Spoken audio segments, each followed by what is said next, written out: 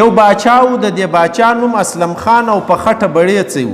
پایتخت یې کلابس، په کلابس ته مخامخ کلابس ته هم لیکلی دی چې د کندهار د ښار د لمر لویدو خواته تقریبا 40 کروهه بیرته دی، یعنی لرې دی. کروهه په هغه زمانه کې یو فاصله د اوس میلانو کیلومیټر دی، ښه میل هم ګسه ختم شو، اوس ګرد په کیلومیټر دی. یو زمانه کې دا حساب کیږي. ګورئ کروه توری اوس نه استعمالیږي، پوهېږاستئ دا په نقل کې محفوظ دی.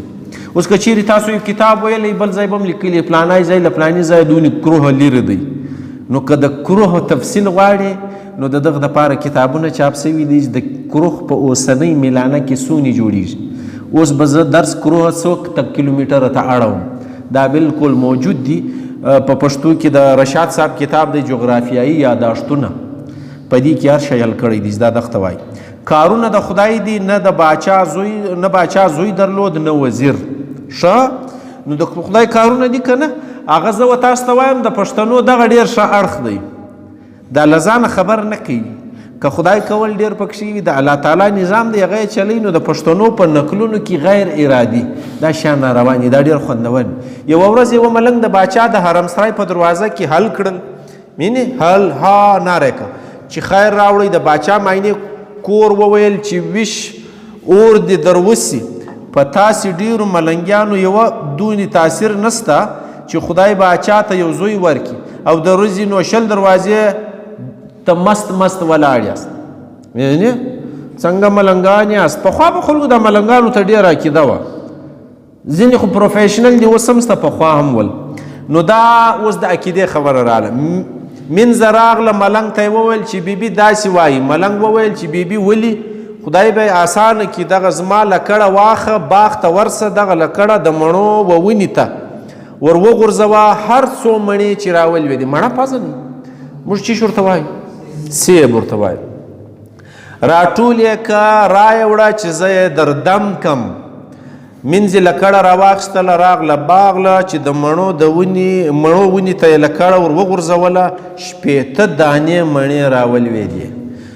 منځ یې مڼې راټولې کړې، رایه وړې ملنګ ته یې ورکړې، ملنګ وردم کې. نو یې ورته وویل چې ور یې وړه بیبي ته یې ورکړه، ورته ووایه یو ته او باچا وخورئ او دا نورې چې دي زړه وي هغه ته یې ورکړئ، چې چاته دې ورکړئ صحیح، خدای به و ټولو ته زامن ورکړي. چې دا زما دم چاته د ور ورساو کار برابر دی. منځ یې راواخیستلې، بیبي ته یې راړې چې ملنګ داسې وویل.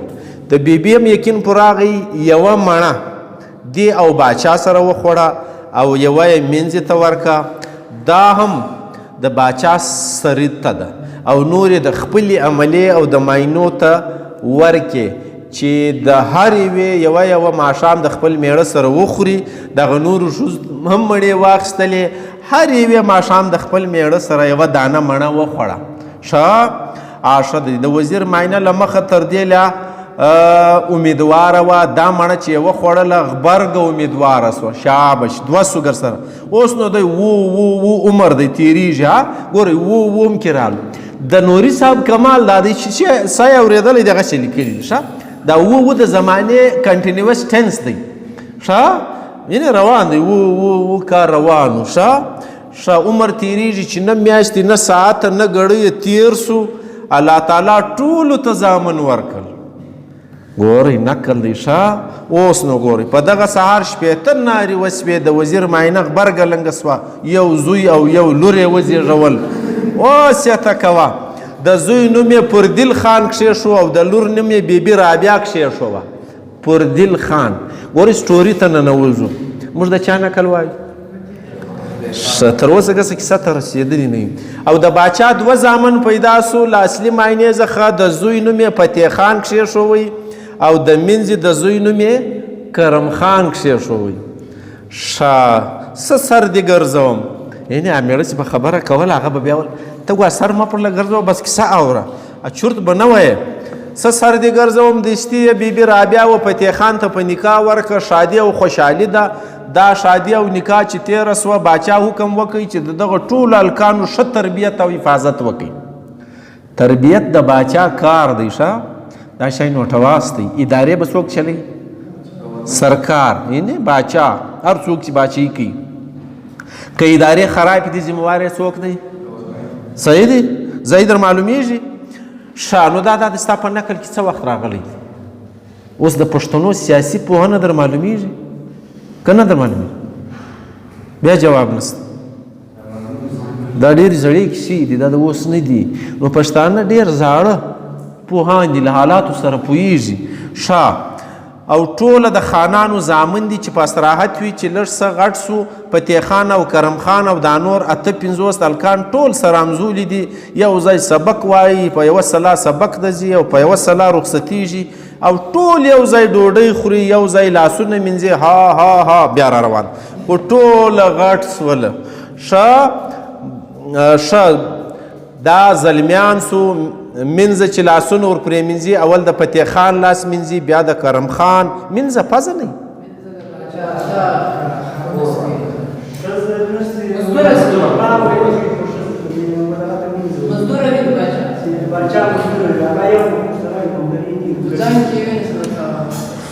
نه پوهېږئ منځه چی ته وایي؟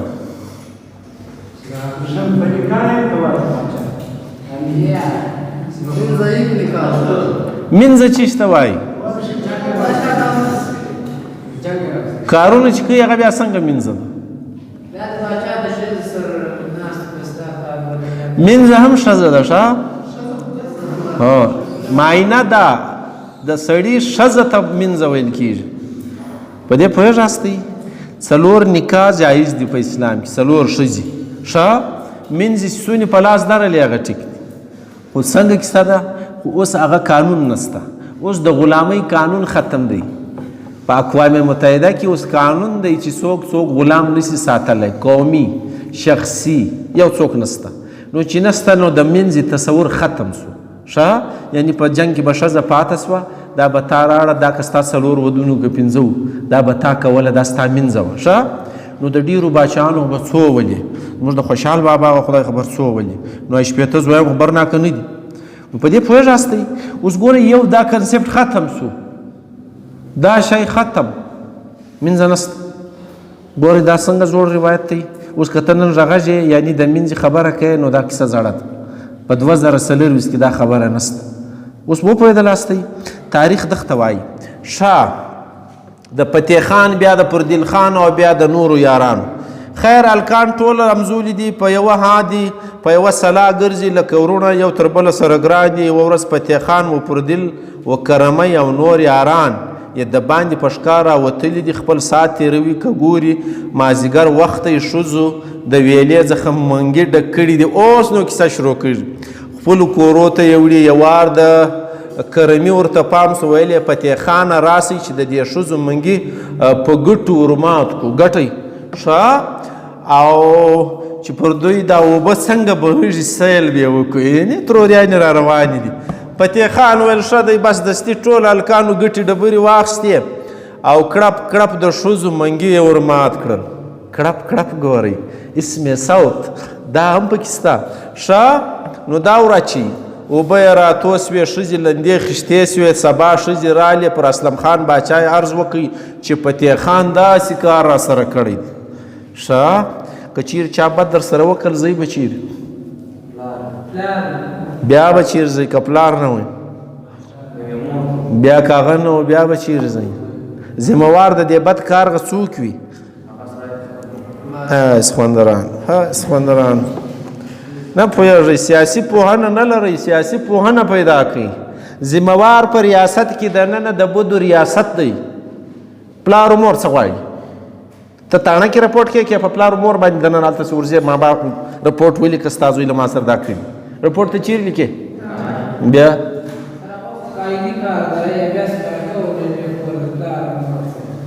ښه ته مرکې ورلږه.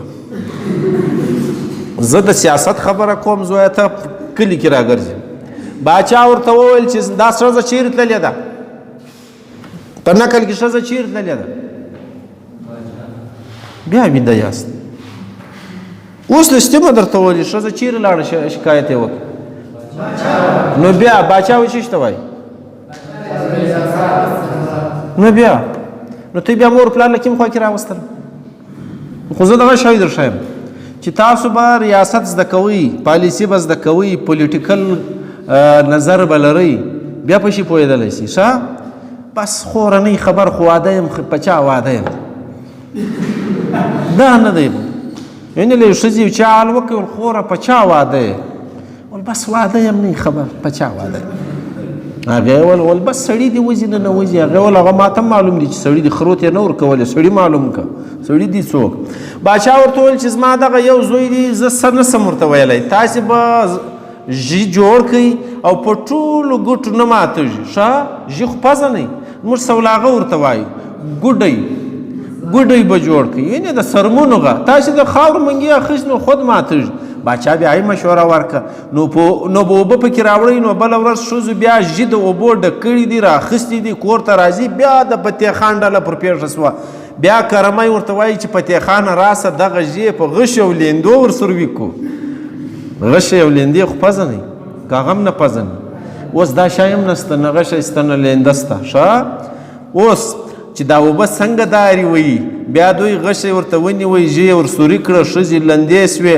ښځو بیا پر باچا عرض وکړي. باچا فکر یوړی چې د دې چاره به یې څه وي، چې یو زوی یې و هېڅ یې نسو ورته ویلی. وروسته یې هغه مینځه چې دوی یې د ډوډۍ وروړله راویې بلله. باچا ورته وویل چې ته لاسونه مینځې، اول د چا لاس مینځې؟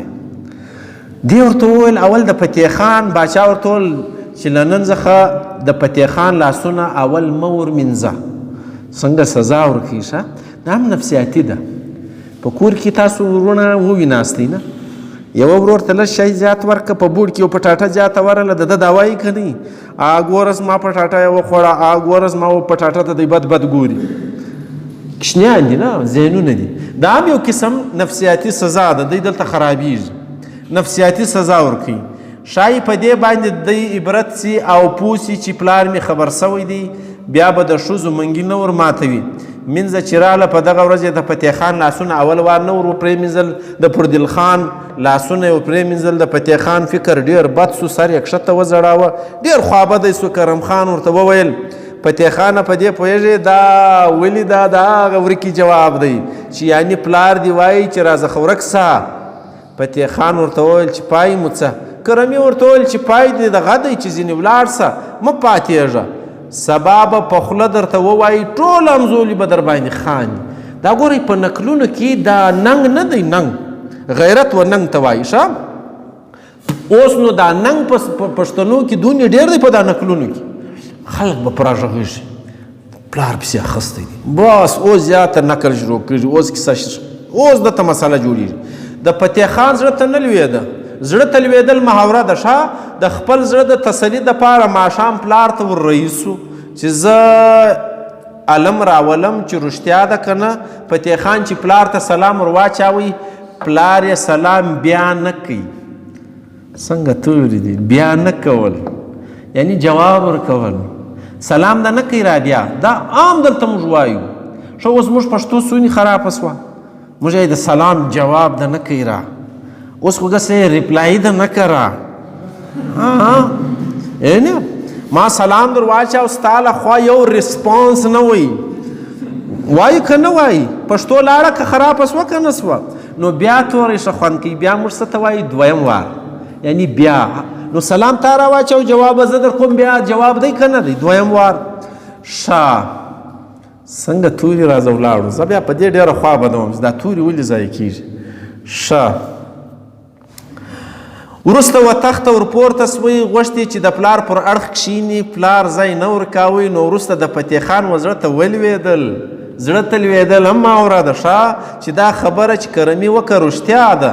نو په دا سهار فتح خان هم دستي حکم وکړي چې ډېر پاخه سراجان چې ښه زینان جوړوي رایه ولئ چې زینان را جوړ کړي. زین خو پزه نه پر آس باندې چې ږدي نو خو سراجان یې راوست. سراج هغه مستري چې زین جوړوي. ښه سراجان یې راوستل، ورته ویل چې شپېته ښه زینان را جوړ کړي او نور د آس سامان په همدغه افته کې له تاسې څخه غواړم. سراجانو هم دغه افته کې شپېته زینان، شپېته ملونه او نور سامانونه ور برابر کړل، رایې وړل. بیا فتح خان حکم وکړي چې ورسئ د کمن څخه شپېته داسې اسان راولئ. کمن رساله، دغه رساله ده که نه ده؟ رساله و چېش ته ویل کېدل؟ چې ډېر آسان به پرې وځای تړل. ښه چې ډېر آسانو به چیرې شپه تېروله هغه ته رباط ویلی. رباط لنډی مزل دی، نازی بیرته د راګرځم. رباط په دوکۍ کې ځای دی، اوس هغه ځای دی چې پخوا به قافلې لار هغه وه، دلته دا لار نه وه، نو لارې به ترېدې، یو ځای مسافرخانه ورته جوړه کړې وه، دې ته رباط ویلی. دا زموږ په تاریخ کې نه شته، دا به دغه د دوکیو د لورلایي په لار کې شته. نو رباط هغه ځای ته ویل کېدی چې چیرې به د آسانو قافلې شپه تروله، نو مه یې راواستئ، د آسانو مسافرخانه ته رباط وایي. او کمند او رساله چې ته وایي چیرې ډېر آسان تړل کېږي. ښه اوس نو دا زده کاست چې خاورې یې پر شاور ودوړوي او دغه آس پر شا ودرېږي، هغه خاورې توی سي، یعنی چې بېسده ښه مست آسان وي، داسې آسان، یعنی دوړه پر جوړه کې دوی داسې ټوپونه وي چې هغه د ملا خاره چې لږ پورته وسوې د هغه هم بېرته ځینې والوځي. دا نو دی اسانه نه الوځي. ښه دا ښه ټوپونه غواړي.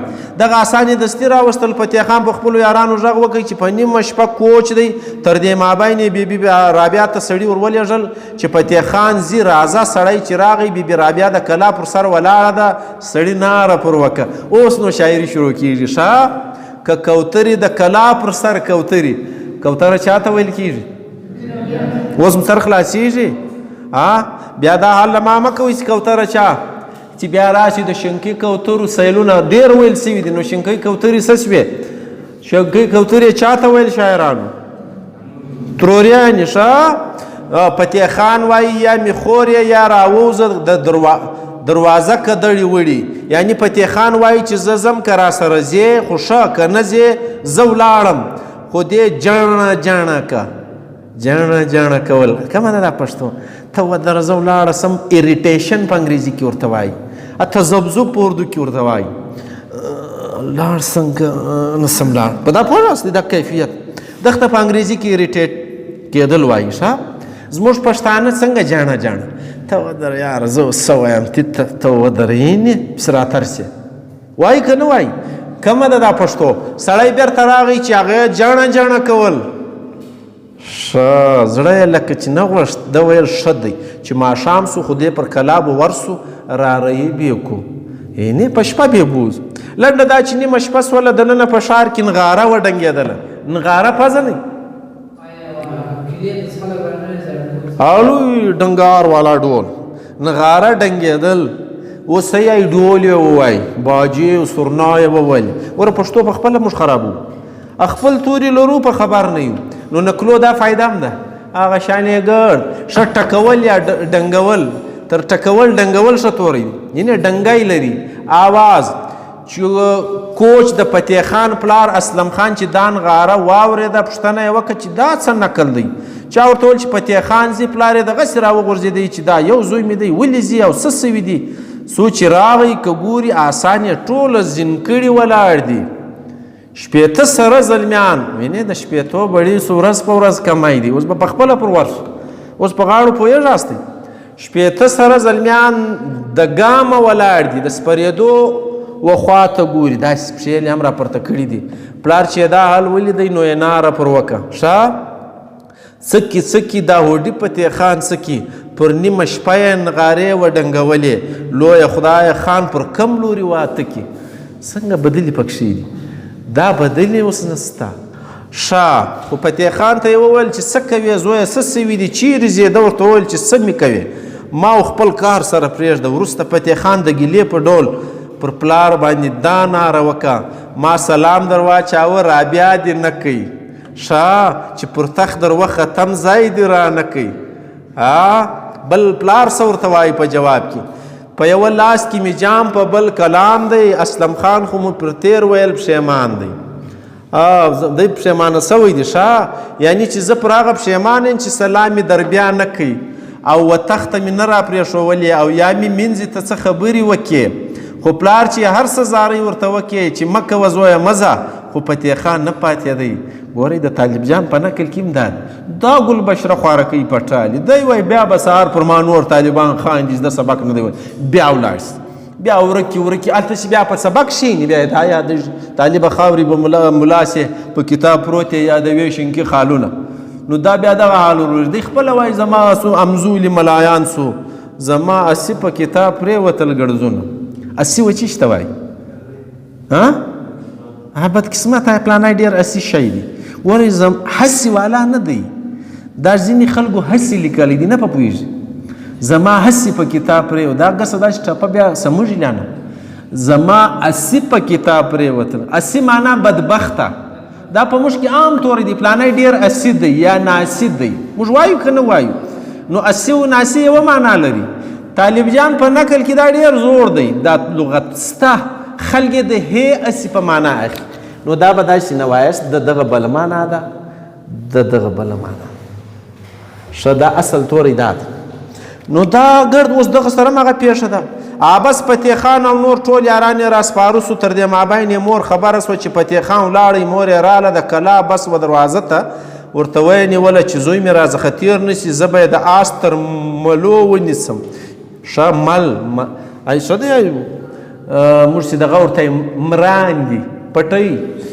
رسیان دي لګام ورته وایي په اردو کې ښه نو باغ هم ورته وایي باغ یو شی زده کواستی باغ ټیک سو دا د منډې والا دی دا دغه باغ دی رسی یعنی باغ ډور اصل په اردو کې محاوره ده باغ ډور اس کے ہاتھ میں ہے اوس پوهېږه زه په خاص ځای خبروم باغ ډور وشیش ته وایي د آس و دغه رسۍ ته وایي دوی غلط معنا ځینې اخي باغ ډور اس کے ہاتھ میں ہے نه دا باغ ډور دی دا جلا معنا ده دا باغ ډور و رسۍ ته وایي چې ستا د آس رسۍ په لاس کې نه وي ته آس نسې راګرځولی رو میں ہے رخش عمر کہاں دیکھیے تھمیں رو میں ہے په منډه کې دی رخش عمر رخش و آس ته وایي رخش عمر د ژوند کہاں دیکھیے تھمیں تھم جانا درېدل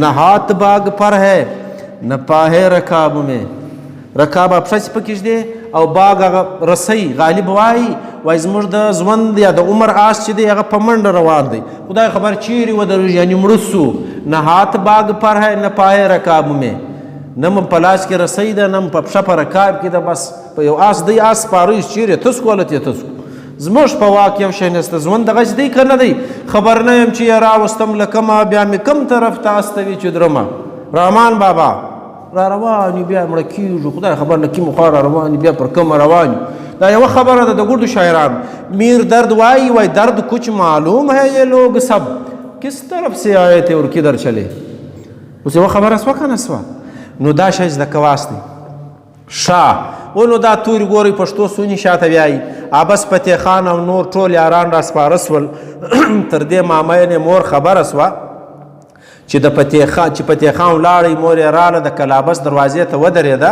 چې راځه تیر نسي بس د آس تر ملو به ونیسم فتح خان خبر سو چې مور دې راغلې ده په پلانۍ دروازه کې ولاړه ده نه دې پرېږدي د کلابس دوې دروازې وې ګورئ دا هم تاریخ دی کلابس په هغه ځای کې یو سیمه ده ښه کلا ده پخوا به خلک په یوه غټه کلا کې اوسېدل ښه د دغې بې دروازې جوړولې بس ګډ ښار به په دا یوه کلا کې ملتان له ورسئ زوړ ملتان خپله درک درکوي ملتان خو به تللي یاست بس ملتان زوړ ملتان که غواړئ دا یو کور یوه کلا ده کور خو دننه په لکاو پکښې دي په زراو پکښې دي بس دروازې وې هغه بیا بنده که هغه بیا بنده که بیا به تاسو په تاریخ کې دا توري ووایاست پلانۍ کلا نه پته کېدله په پلانۍ کلا باندې څو میاشتې معاصره روانه وه هغه به دننه دوی نشانه نه ایستلي ته باندې که سره راوتی نه ته د باندې کښېنه موږ د باندې میله کړو چې کله به لوږه شروع سوه غنم اوړه به ختم سو خلک به وجوز بیا به راووت یا به جنګ کېدی دا کیله به پته کېده یا بیا دا کم خلکو چې به کیله نیولې وه دا بیا پسې اخیستل فتح خان پر بله دروازه ځینې ووتی چې مور یې خبره سوه چې فتح خان په بله دروازه ووتی نو یې ناره که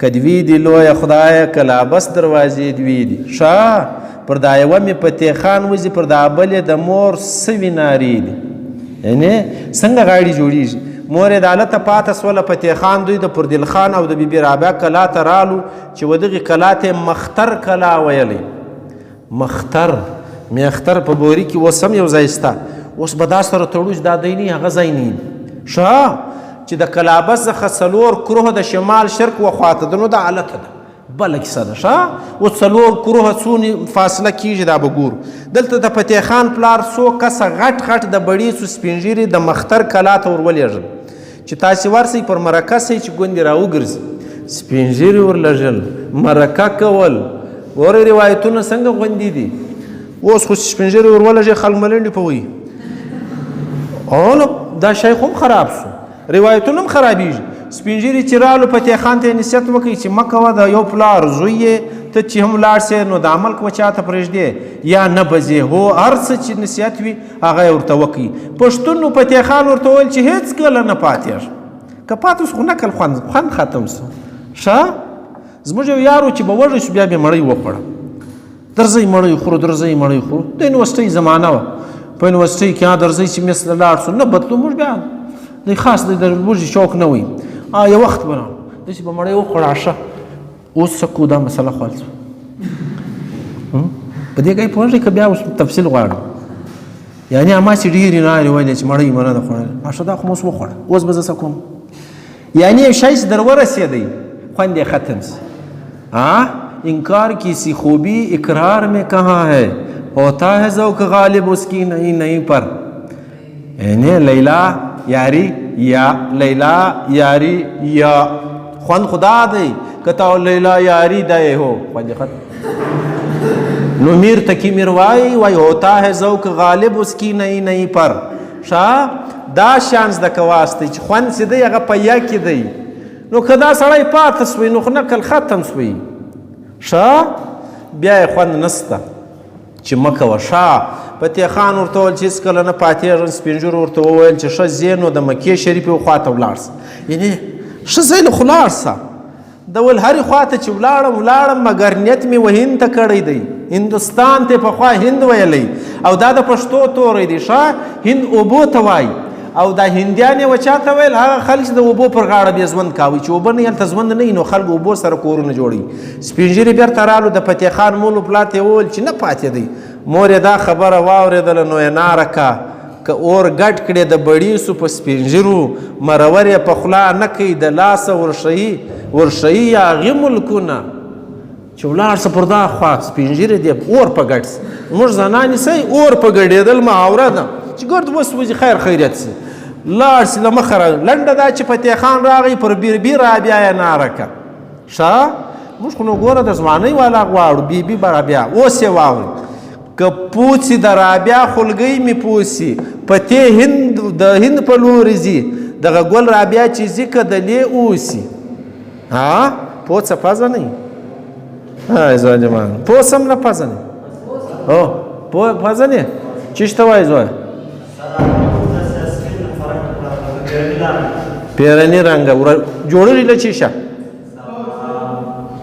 پی ته خمازوره واچي شیدو ته خمازوره واچي دا داسې لکه ماسته دښته پوڅه ویل کېږي دا ډېر خلک په شوق خوري او تاسې که څه پزه نه نو تاسې کله پښتو پالله تاسې خو له پښتو لرې خلک یاست سمه ده اوس پښتو ته راسم رابیا چې دا ناره واورېده نو یې پر فتح خان باندې ناره کړه اوس د رابیا واورئ که زوړاندې د کورنګ ورځې زوړاندې کورنګ هم یو بوټی دی نه راځې نه روشن وارګي کورنګۍ ګل سوه دوه وارګي موږ هم ورته وایي دا غاړې له موږ سره هم سته ښه که زوړاندې د کورنګ ورځې زوړاندې فتح خان چې ځي د هند ولور ته دغه ګل رابیا مې ځي تر تا د وړاندې زه تر تا که څه له مخه ځمه چې یعنې زم در سره ځم چې ته ځې نو زه به څنګه پاته ژم فتح خان سپور شو دلته د فتح خان مور پسې راورسېده بیبي رابیا یې پر ناره که پخوا به داسې و نه اوس دونې جدید ذهنیت سو اوس خلک یې بس زر کوه د رابیا خبرې کوه مور یې لکوه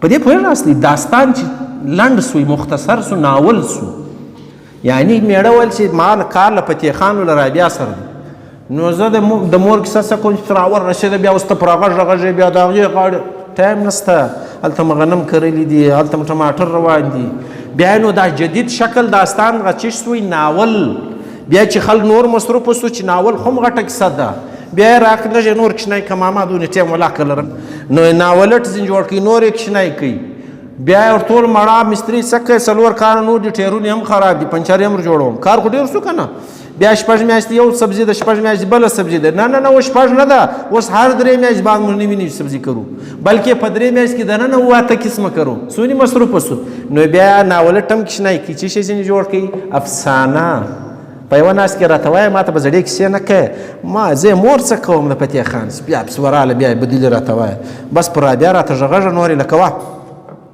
که بلبلې رابعه ژړې بلبلې په تیزي د هند ولور ته په جلو یې لګوه دواړه منګولې جلو هم دغه شي ته وایي ښه داسې راټینګوي آس ښه آس به نو ته څنګه راګرځې چې جلو دې نه نیولی او دلته چې خوله ته کیزه نه لوېدلې آس نه راګرځي ښه نو تاسې کله نومان زده و د دا شان خوره واده یم خو نه خبر په چا واده یم ښه رابعه ور حمله که د فتح خان د آس جلو یې په دواړو لاسو ټینګ ونیوی چې مزه د فتح خان لږ څه زړه نری سو ښه غوښتې چې کښته سي او پاته سي د مینې ناز دی اغیزه یې پر وکه کرمي چې فتح خان ولیدی چې پاتېږي نو یې نارکه اوس د بیا نور نه یې لکوي چې اوس پر ننګ ولاړ یو زیاته نه پاتېږو ښه که تاک دی د هندوستان په سر کې تاک دی په تیزي نه راستنېږي اچولی د بیبي رابعه طلاق دی آیا بیرته کاروي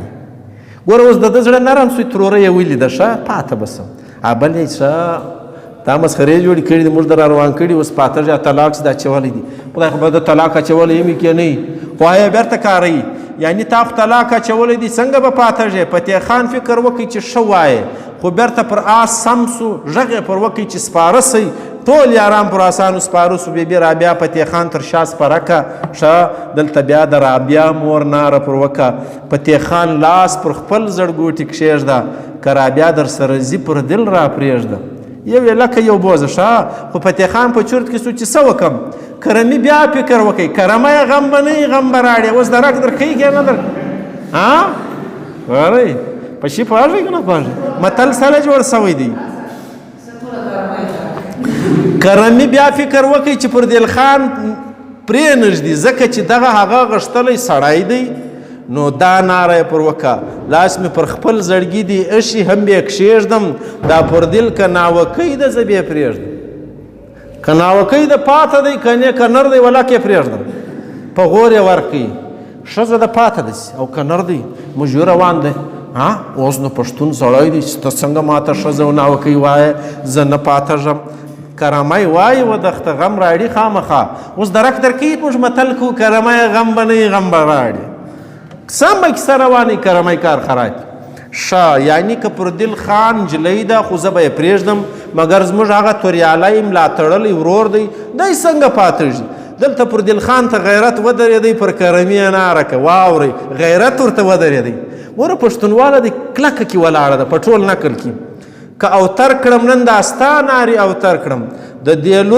دې لور به پاته نسم مګر خدای پر مصرۍ توره برابر کړم پخوا به ول مصرۍ توره ډېر بد اثر لري بیا دی تیره ده بیا دا زموږ ټپې چې دي مصرۍ توره ده بیا داسې اثر دی هغه سر هوایي ګایونه دي ښه تیا کاکړۍ توره اثر نه لري چې دلته یو کاکړ سړي جوړه کړي تا ته سړی په ووت یا په اثر یې نسته ستا که نسته که نسته تجربه کولی سي نو بیا مصریو کاکړیو ایرانیو څه معنا دا بس اوس روایت زه د روایتي شاعري ډېر خلاف یم ښه بس مصرۍ توره ده نو که دا مصرۍ اسپه ده ای نورې اسپې نو دغې لویږي یوه مصرۍ ډېره ښه ده اوس سر خلاصېږي زم له چیشه راباسم روایت پرستي معنا نه لري توره چې تېره سوه خوشحال بابا وایي توره چې تېرېږي خو ګزار لره که نه ښه زلفې چې ولول سي نو خپل یار لره که نه دا زده که نه ده وایي د لیلا زلفې چې ښایسته سوې دا یار لره تیارې سوې ښه او توره چې تېره سوه دا ګزار لره که نه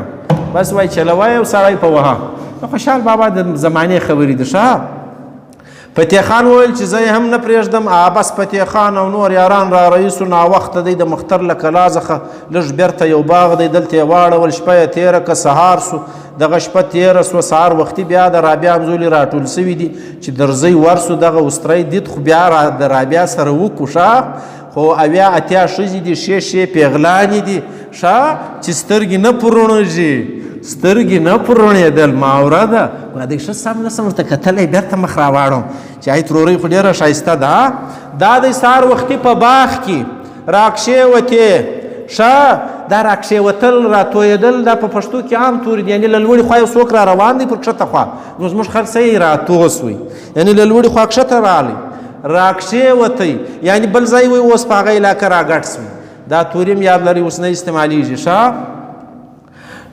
یوه ګړۍ مجلس سره وکړي. وروسته بیبي رابعه ورته وویل چې ورسئ یو ګړۍ په باغ کې وګرځئ، خپل سیل و اتڼونه وکړئ. اتڼونه سیل ګورئ له پښتنو زه اتڼ مه ګاره واستئ، دا ډېر زوړ دی او د اتڼ پر تاریخ زه جلا غږېدلی زما پر چینل باندې واورئ د اتڼ تاریخ ولیکئ. سرکار اکا بیا خپله زما لیکچر در راته شي، بل سړی نشته چې پر اتڼ پر تاریخ به غږېدلی. نو دی تاسې واورئ چې د اتڼ تاریخ له کومه ځای را شروع دی، ما ګر در ښوول. نو دغه دی په نقل کې موجود دی. دوی هم راولاړې شوې، خپل سیل و اتڼونه کوي، شاوخوا ګرځي. فتح خان کرمی راوغوښتی، کرمي ته یې وویل چې ته ورسه د باغ پر دیواله کښېنه، تر هغه وخته پورې ګوره پام کوه چې د نجونو ته غږ ونه کړې، په نشه کې یې ورونه خیزې، څو دوی خپل ساعت تیر کړي. هغه وخت که کورو ته تلې نو بیا پر ما غږ وکړه. کرمي ویل ښه ده. کرمی راغی د باغ پر دیواله کښېنست. نجونو چې اتڼ واچاوی بازۍ کوي، کرمی ورته ګوري خوند یې ورکوي، خو د توانه یې ورته ووتل، نور څه یې نسوی کولی. دستي راغی پر فتح خان یې ناره وکړه. سر د سره پلنګه هس کړه فتح خانه، لویه خدایه سیلاني بلبل والوتې له باغه. بلبل یې چاته وویل؟ په دې پوهېږاستئ؟ اوس د شاعري اسانه شوه. بس فتح خان پر خپلو یارانو غږ وکړي چې درځئ. یوه نجلۍ چې خوښه م سوله د آس تر شابې سپره کړو. دستي ټولو یارانو نه 50 پیغلې نجونې خوشي کړې. وا ظالمه ګنج دی ګنج. هر یوه تر شا پسې سپره که که په رضا وه که په زور. فتح خان و رابعه هم پر آس سپاره سو. د دغه ځایه ټول یاران راکوچ سو، ولاړو. اسلم خان ته حال ورغی، خلکو عرض پر وکړي چې فتح خان داسې کار کړی دی، زموږ نجونې سیلانۍ ورغلې وې ټوله یې بوتې. باچا وویل چې زما په واک نه کښېوځي، زما یو زوی و راځه ولاړ، هر څه چې مې وکړه نه پاتېدی، نو څه وکړم؟ اوس هم هغه ټولې پیغلانې خپل میړونه یې پیدا کړه او تاسې هر یو د خپلې لور یا خور زما څخه پور ولور واخلئ، زیاته نو څه غواړئ؟ دا هم ښه لاره ده. باچا وایي و دغه ته ته به ولور غوښتې هغه به زه درکړم، زیاته دوی هر یو اوس څو پیدا کړی دی، زیات یې غم مه کواسته. نو تاسې به هم دغه چورت وایي چې خدایه دغه رنګه باران وکړي، یو نه 50 نجونه یو ځای پیدا کړي چې موږ هره یوه یا په زور یا په رضا پر خپل اس په سپره کړو. فتح خان را رئیس وی هله تر مازدیګره یې مزل را وکړي. دا هله څونې خوند کوي، دا ته وایي کنټینوس ټینسونه. بیا یو چیرې پر دشت واړول. فتح خان کرمي ته وویل چې ته نن شپه دلته و، یوه څانګه جګه که، سهار چې دا څانګه پر هره خوا نړېدلې وه پر هغه خوا به ځو. څنګه روایتونه به خوا څانګه خو پزه دا به پخوا بس خلکو ته به لار درک نه ورکوه، لرګی بیا ودرول چې پر کومه خوا به نړېدلی بس نیت بې دغه و پر هغه خوا بې روان سو. چې دا لار دا خوا ده. کرمی راغی، یوه لښته یې پیدا که، را یې وړه، یو ګوښه ځای یې څانګه جګه کړه. خو ماخستن سولو، ټوله ستړي و، بیده سو. کرمي پر نیمه شپه راویښ سو. کرمی پر نیمه شپه راویښ سو. راغی و څانګې ته، که ګوري څانګه د مکې شریف یو خوا ته کږه و نړېدلې ده. یعنې پښتانه که هر چم وکړي دا د مکې خوا نه پرېږدي. هیله یې وي چې جنت هم نشي راځه پاته. داسې نه چې د ده ډېر ښه نیت وي، دی دغه اورېدلي دي چې جنت ډېر ښه ځای دی، دغه ښه ځای نشي راځه پاته. په هغه اسره باندې د مکې و خوا ته ډېر زورونه وي. کنې دلته زموږ په ښار کې څونې ماړه خلک ګرځي، نو له یو غریب سره یې ښه کړي دي، یو کالج یې جوړ کړی دی، یو هسپتال یې جوړ کړی دی، نو څه فایده؟ جنت خو په دغو شیانو پیدا کېږي. ایدې کم چمونه کوي په دغه نه پیدا کېږي. گزاره به کوئ کعبه کس منہ سے جاؤ گے غالب، شرم تم کو مگر نہیں آتی. هر شي خپل لیمټ دی. کرمي څانګه د هندوستان پر خوا کږه که، بلکې کزدن یې ونړول. د مکې پر خوا به کږه نو مکه به پر دا خوا هندوستان به پر دا خوا کرمی خدای کرمی غم خامخا لړي. نو راغی صبح صادق دی، پر فتح خان یې ناره که، سر د سره پلنګه هس کړه فتح خانه، یو می څانګه د هندوستان پر لور کږه ده. فتح خان چورت یوړی غږ یې نه وکړي کرمي بیا ناره پر وکړه سر د سره پلنګه هسکه فتح خانه یاغي سوي هندوستان ریت ملکونه هلته خلک خراب سوي دي دورې به ځو فتح خان راپورته سوی سهار وختي دوی لمونځونه یې وکړه که ګوري څانګه د هندوستان پر لور کږه ده فتح خان وویل کړه د خدای دی وا ظالمه دا ښه شی دی الله تعالی وایي هر څه زه کوم انشاءالله ورسره وایاستئ الا ان یشاء الله آیت دی که چیرې تاسو انشاءالله نه ویله بیا نو تی کار نسی کوی پخوا به زنانو ویلې موږ به ورته ویل چې انا دا د چرګ وزر سته څه نه نشي الوتلی دی به ول زویه دا یې پخوا ول زه خامخا سهار الوزم انشاءالله یې نه وه ویلې بس د هغې ورځې دا دی زموږ په کور کې ګرځي زیاته د الوتو نه دی ښه نو دا خلکو سره یو حس ته د خدای د یارانو درځئ مخ پر هندوستان باندې کوچ دی ټوله یاران یې تیار سو مخ د هندوستان پر خوا را رئیس سو هله هله هله تر مازدیګره یې مزل وکړي دا د یو چیرې په یوه کښت ته نږدې یې واړول شپېته سره آسان یې لکل زینان یې واخیستل و کښتو ته یې وشړل کښت خو نو پزن یا چې ماړه سي د دې کلي خلک ټوله په اتفاق و ډېر ښه اتفاق یې و دستي آسان ګرد راټول ښه بیرته یې ورته راوستل په خپلو کښتو کې یې نه پرېښول فتح خان وویل چې د آسانو د ایله کېدو څخه زما مقصد دا و چې ما د دې خلکو اتفاق او بې اتفاقي معلوموله مقصد مې د دوی د کښتو پوول نه و ګورئ که چیرې تاسو تخریب ذهن کې نه راستئ بیا خو صحیح دی ښکلي مخ ته په کتو کې ګناه نشته په نظر کې چې دی عیب نه وي رحمان دا زده که نه ده نو دلته په نیت کې مسله یي ښه زموږ یو یار یو چا وهلی بیا بل یوه شتنې له روان نو دکاندار ته یایي وایي ته به لږ دی کلک کلک امرت راکړي هغه سر لرګیانو دونې کړی دي ټپونه دي بیا یې ورګنډلی دی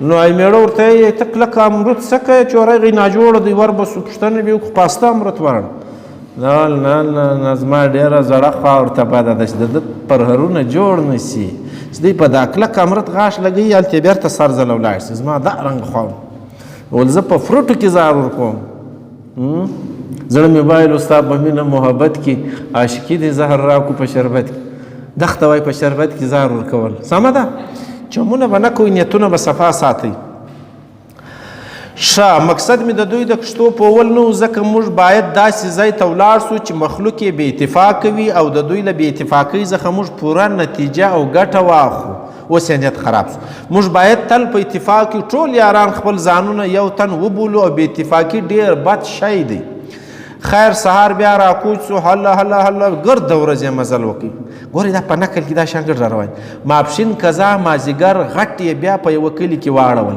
او کمال کریډټ د چا دی د نوري صاحب ګورئ دا سړي له نن زه 50-60 کاله مخکې دا کار بلکې 50 کاله کې د مرګ کېږي ښه واخوا ته دا کارونه کړي دي نو دا ډېر ګران کارونه دي چې ته دا لیکې تاسو چورت په وواز دا دونې غټ نقل د سړي اورېدل بیا لیکل بیا چاپول خدمت و دښته وایي ښه بیا یې آسان یې لکل چې څړ وکړي دا کله یم په اتفاق بیا یې آسان ټوله غوټه ورته راوستل څوک یې په خپله مځکه او کښت کې نه پرېږدي خیر سهار بیا راکوچ سو دا دی د هند په علاقه کې په یوه کلي کې یې واړول آسان یې لکل د دې کلي خلک بې اتفاقه او بلرغه عالم دی یو بې آسه د خپله کښته وباسي د هغه بل په کښت کې یې لکي بل یې د بل له کښته وباسي و بله خوا ته یې وشړي هر سړی خپل دکان مخ جارو کوي تاسو خو زموږ دکانونه لیدلي موږ څنګه صفایي کوو خپل دکان مخ جارو دا بل خوا ته ورپوري بیا هغه له هاخوا له هغې خوا ته راپوري وي اجتماعي سوچ نسته ښه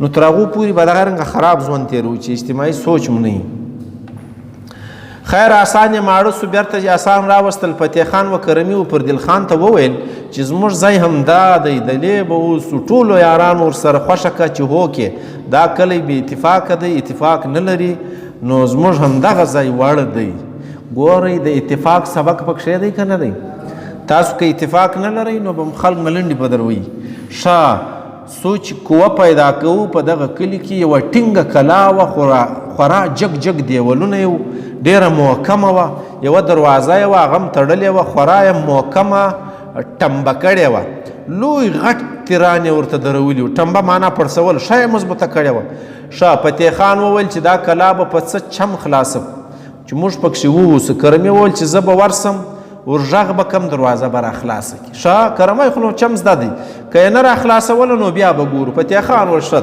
کرمی راغی دروازه یې ورپورې وله دروازه نه خلاصېده. کرمي ته غیرت ورغی چې زه د فتح خان ورور او نوکر یم نو زه بیرته څنګه ورسم چې دروازه نه خلاصېده. نو یې ناره کړه. ښه دروازه زر را بڼیا کړې ګواریانو. ګوار مخالف ته وایي اوس دا توری نه استعمالیږي. دروازه ژر را بڼیا کړئ ګواریانو اور به بل کم د ګوارو پر سرونه چې یعنی اور به ښه ګوار زموږ خلک مخالف ته وایي. دلته زموږ په کاکړانو کې دا توری عام سته یعنی ستا یو مخالف دی ګوار ورته وایي. ښه اور به در باندې بل کم که نه وي دروازه را خلاصه کوي. ګوارو چې دا ناره واورېده د بیرې دروازه ته بل تیر ټمبه کوي یعنې دوی ټمبه کوي موږ ورته کلک یې ورته ودراوئ.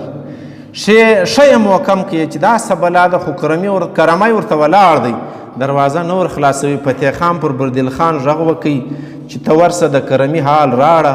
کرمي خوشي یو ورګټ سړی وي او اور یې لټولی وي ډېر وځنډېدی. پردل خان چې راغی که ګوري کرمی و دروازې ته ولاړ دی ورسره غږېدی نو پردل ناره پر وکړه.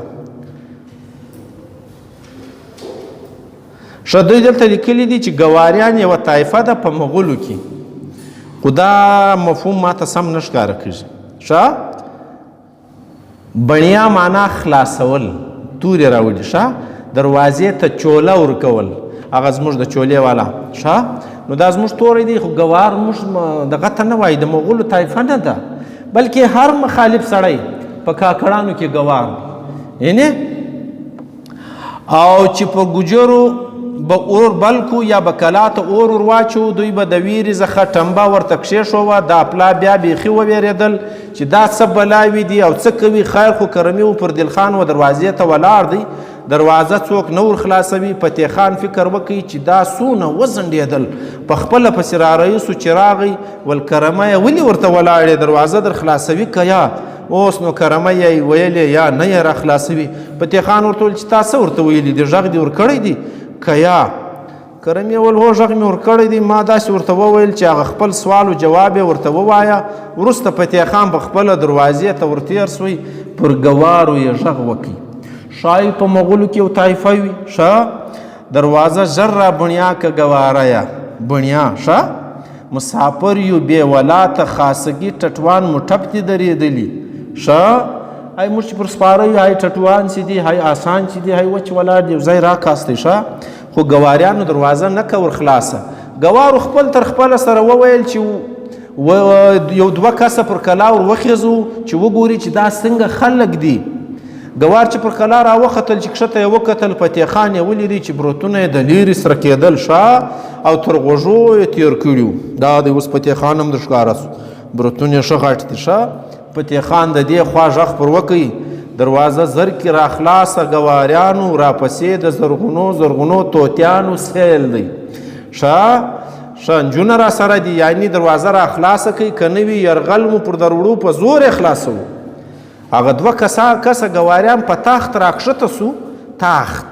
ښه منډه ورته ویل چې داسې شیر بریتي ولاړ دی شیر یعنی د شیر رنګ برتونه دي چې د سړي روز یې قبض کېږي نه یم خبر چې باچا دی که نور څوک. ای دوه چې ور وختلی اوس حال راړي. دوباره یې دروازه ور خلاصه که فتح خان سره نه له 50 یارانو سره له نه 50 یارانو وکلا ته ورننوتل. هر یوه جلا جلا یوازې کوټه ونیوله پلنګونه یې پکې کښېښول چې ډوډۍ یې وخوړله ټوله سره یو ځای سو. آخر ته فتح خان چورت ووهی چې موږ خو دا کلی ټاکلی دی چې نه بځو. اوس د دې پای څه فکرجن سو چې دا خو زموږ کلی دی اوس به څه کوو. زما د یار خبره سوه که نه سوه مړی والا چې اوس به څه کوو مړی خو یې وخوړل. خود و آخر ته ورابعه ته وویل چې ته ورسه و کرمي ته ووایه چې فتح خان دی بولي. رابعه راله و کرمي ته وویل چې راسه فتح خان دی غواړي. ښه کرمی راغی سلام یې وکړي کښېنستی. څنګه آداب دي راغی سلام یې وکړي بیا کښېنستی. اشتی رنګه نه دی وزه نه وزه آداب ضروری دي د مجلس. ښه دا کار به نه کوئ. فتح خان وویل چې کرمیه موږ خو دا ځای ټاکلی دی چې نه بځو، اوس یې څنګه کوې؟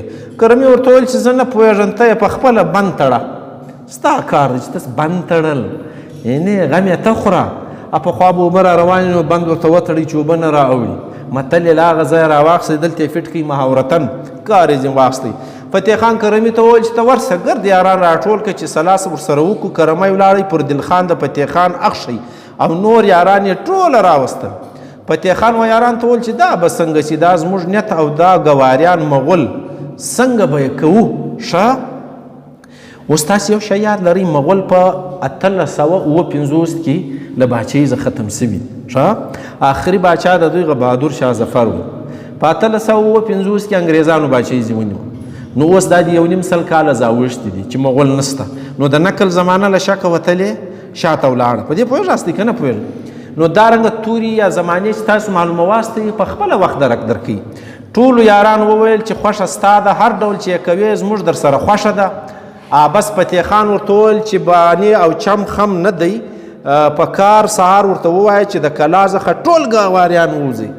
وګورئ زوی مړی د بل په کلا نه نوتئ، و زور کوي. ښه نو په دې کې دا چم مه کوواستئ. ښه زه په خپله د دې شي پاکې نه یم، که نه وي بیا مو ګیله له ځانه ده. د بل کورونه څنګه نیساستئ په زور؟ یعنې انسانیت والا عقل ځان ته راولئ. دلته ته ناست یا بل سړی راشي چې ته یې ووځئ، دا زموږ دی زیاته. څنګه درته معلومیږي؟ خوند کوي؟ نو سبق څه دی؟ جنګونه پښتنو ټول عمر کړي دي. اوس یې ښکاره شپیانه در معلومیږي که نه معلومیږي؟ نو زور څه کوي؟ بیا نو له زوره پس خامخا به سر خوري، خامخا به د زوی ګوډېږي، خامخا به د پیښه کېږي، خامخا به تاوانو ته مخامخ کېږي. نو وای زوی چې وایي د پلار سر ورخریل، سر چې ور وخریلی پر ویې خندل، ول بابا څنګه ځواني ده تېره کړې ده، په ګډ سر کې د یو مات ځای نسته. یعنې ځواني کې خو نو سر څه ځای مات، پلار څه ورته ویل؟ څه یې ورته ویل؟ ول ځای چې په سر پورې خوله وي هغه سر نه ماتېږي، په سر پورې خوله وي هغه نه ماتېږي، چې خوله نه وي هغه په ماتېږي. نو په دې پوهېږئ که نه پوهېږئ؟ یعنې چې د سړي خبرې زده وې بیا څوک یې وایي؟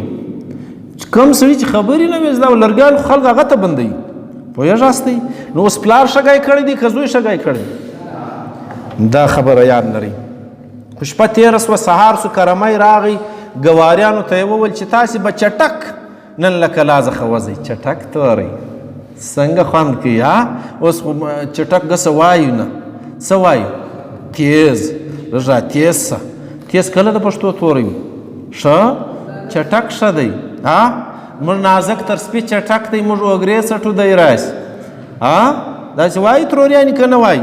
کلا را ایله کوي، ګواریان هم ناعلاجه سو، کلا یې ور ایله کړه، ټول ووتل، پر یوه دښت یې واړول. فتح خان دوی په کلا کې پاته سول، ګواریان سره راټول سول، رالو پر شمس الدین باچا یې عرض وکړي. شمس الدین باچا، ګورې د باچا نوم رالی. اوس شمس الدین باچا څوک دی؟ شمس الدین کرت خو نه دی، د هغه زمانه معلومه ده. ښه بل شمس الدین سته، ویې ګوراستئ زمانه یې معلومیږي. نو د دې دا مطلب دی دا د 700 کلو نقد دونې زمانې تېرې سوي دي. او دلته سړي ته د پارون خبره ښکاره کېږي. ښه چې داسې یو شیر بریتی ځوان دی او نور ډېر توریالي ځوانان هم ورسره دي. موږ یې له کلا څخه په زور راویستلو. توریالي ځوانان ګورئ د پښتنو نقل دی، د خپلو خلکو صفت روان دی. ښه پخوانی دور دی. اوس خو موږ په هغه نظر ورته ګورو، زموږ په دور کې دواړه خوا خلاصې دي. د تنقید خوا هم خلاصه ده، پیمانه هم خلاصه ده، چې څوک ملامت دی څوک نه دی ملامت. پخوا بس شو نو ته واښه هغه بوژ شو، نور بیا به هغه سړی شروع سو، بیا بیچی پکې وکې، بیا ښه کلا یې راڅخه ونیوه، دوی پکې واړول. باچا فکر یوړی، وروسته یې معلومات وکړل، وپوهېدی چې هغه داسې غښتلي او تر سر تېر توریالي ځوانان دي چې په هېڅ بند نه دي.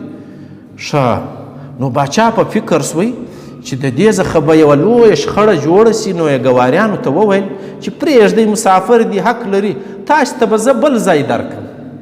وایي دغه ته وایي مصلحت، دا هم ښه خبره ده. ګوره باچا سره خو مسله نه وي.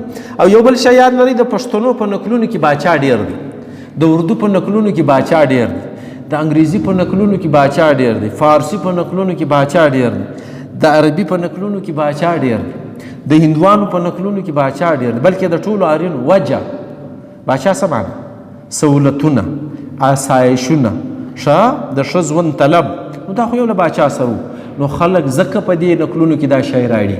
نن سبا کله سټوډنټ فارغېږي د ده په اخبار اشتهاراتو باندې نظر وي چې کله به نوکري راځي که به نه راځي. د ده نور څه مقصد چې ډګري یې واخیسته نو دی په اسامي پسې ګرځي که نه ګرځي. نو د ده مقصد څه سو؟ د اوس وخت په افسانه او ناول نقل کې به چی شوي؟ هغه شی دی، یعنې باچا به نه اسامي به نوکري به روزګار. نو دلته له باچا څخه مراد هغه سهولتونه چې ورسره تړلي دي، د دربار سره به تړلي وي، نو خلکو به دا نقل هغه ته شاوخوا ګرځاو. نو دا څومره ښه خبره ده چې دی وایي تاسو بل ځای واړه واستئ.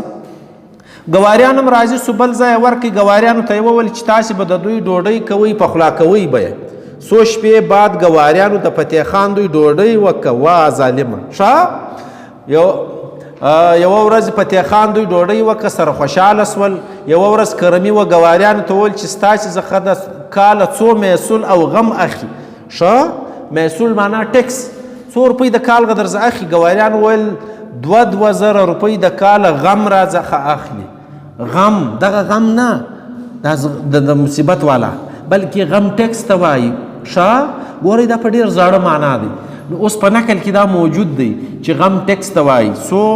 تاسو د خپل ځان پرېکړه کوئ. په ریاست کې شته اوس یې ټیکس موږ پرې کوو که نه پرې کوو؟ هر شي کې ټیکس پرې کوو. دا ریاست کې جمع کېږي، ریاست یې بیرته پر تا ګاري. نو سیستم روان. که ته نه ورکوې ټیکس، ریاست به ودرېږي. که ریاست بیرته پر تا نه ګاري، ریاست به ودرېږي. دا دواړه سره تړلي. ټیکس به ورکوې، ټیکس به بیا کار کوي. کرمي وویل د دې پلا چې سپایان راسي محصول اخلي ما خبر کړي. یعنې د بیا وخته پټ دی.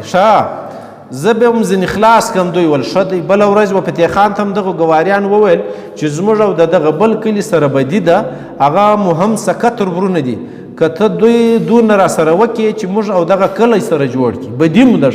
ګورئ بدي یعنې پخوانۍ، او چې بیا بد را سره نه وکړي ډېر به ښه وي. موږ به تر ابده ستا خدمتګار وي. فتح خان ول ښه دی. دستي یې پر یارانو غږ وکړي، آسان یې زین کړل. دا دی و دې بل کلي ته رالی. د بل کلي سپیانو پر را الا کړل. وینې د کندهار سیمه د الا موږ یې پسې رامنډه که یې پسې راوغپل. ورته غاپي کرم خان پر ناره که سپي در تم کوي ګواریانو لویه خدایه، پر دې لارې د فتح سپایان تېرېږي. دا در ګرځوئ.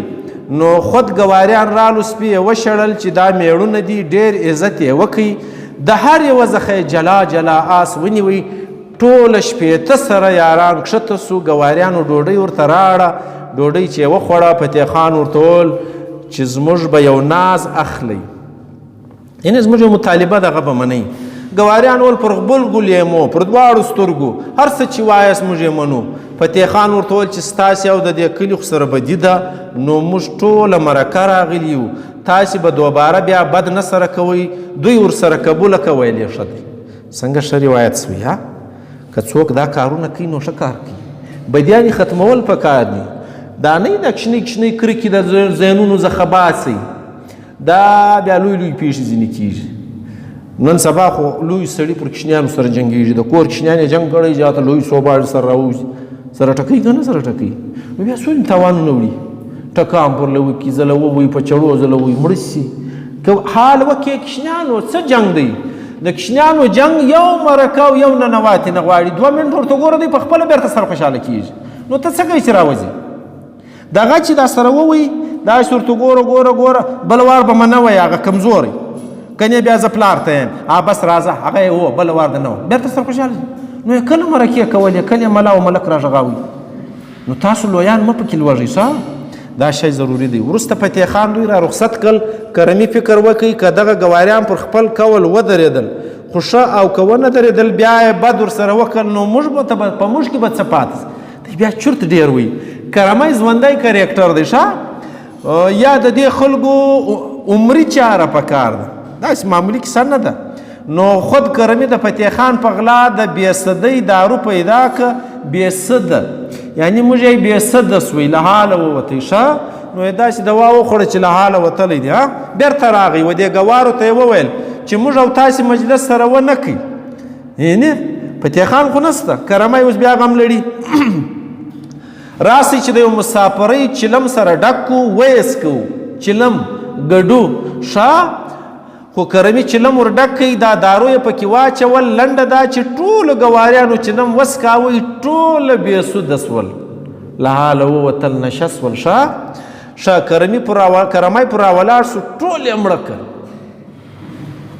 اچھا ته کوه وروسته په فتح خان دوی پسې راغی نو یې پر فتح خان ناره که ما یو داسې تړون وکړي لویه خدایه د قیامت تر ورځې پورې یعنی ټوله مې مړه کړل ټولو څخه بېغمه سولو کرمي و ګواریانو ته وویل چې ما داسې تړون وکړي چې تر قیامته پورې به ځین بېغمه یاست د فتح خان فکر خراب سو مګر کرمي ته څه نسوی ویلی ډېر پروګرانو ویل باره دغسې کار مه کوه کرمي ویل له دې جهته مې مړه کړل ما ویل دوی به پر خپله واده نه ودرېږي زموږ به آب را کم کړي آب معنا عزت ښه موږ به بې آبه کړي زموږ وایي که نه وایي پلانی ډېر بې آبه سړی دی نو دا دی په نکل کې هم را روان دی ښه خیر دغه کلي ګواریان چې پاته وو ولاړو پر شمس الدین باچا یې عرض وکړي چې داسې نکل دی باچا فکر وکړي چې خبره او شخړه ډېرېږي نو یې خبره پټه واچوله ښه و فتح خان ته خط راولېږئ چې دغه شاوخوا مځکې ستا او میسول او غم در ایله دی دلته د ټیکس غم هم روان دی په سر هم په خلاصېږي کرمۍ دا چمونه څه کوي خو دغسې باره مه کوه یعنې دویم وار بیا دا مه کوه ښه فتح خان ډېر باوجدانه سړی و په ډېر شر نه و خوشحاله خو هېڅ جواب یې نه کوي ور بله ورځ میسولانو و ګواریانو ته راغل غم ځینې غواړي څنګه توری دی ښه غم ټیکس غم شینزړی دا وګورئ ښه ګواریان رالو کرمه یې خبر کړي چې راسه هغه دي سپایان راغلي دي څه جواب یې کوي لای بل کلي سره کیسه سوه بل کلي خو ده فارغه کړی دی کرمه یې راغی توره یې راواخیسته 3 کسه سپایان دي 2 یې ځینې مړه کړل د یوه زبه یې ورپرې کړ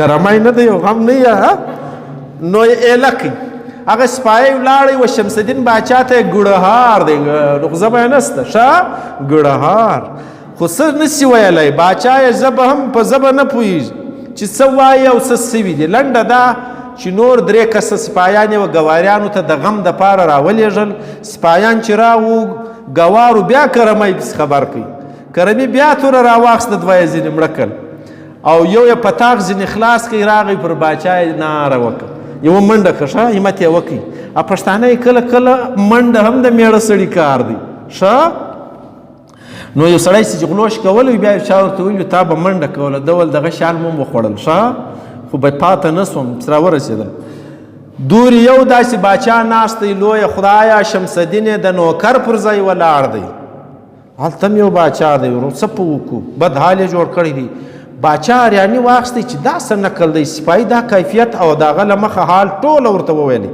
خو باچا فکر یوړی هېڅ سرک نشي ترې ایستلی سرک ترې ایستل سرک خو به پزه نه شغله په اردو کې ښه د رڼا یو لاره چې دا د دلته ښکاره سوه غږ یې نه وکړي چې پر کراره به یې چاره کوم دلته فتح خان خبر سوی چې کرمي داسې کار بیا کړی دی کرمه یې راوغوښته یو ناره یې پر وکړه کرمه یې چې غم نه وي ته غم راړې په متل وپوهېداستی کرمای څوک دی په هغه زمانه کې چې فتح خان بړې سي ژوند کوي کرمای پر غم غوټه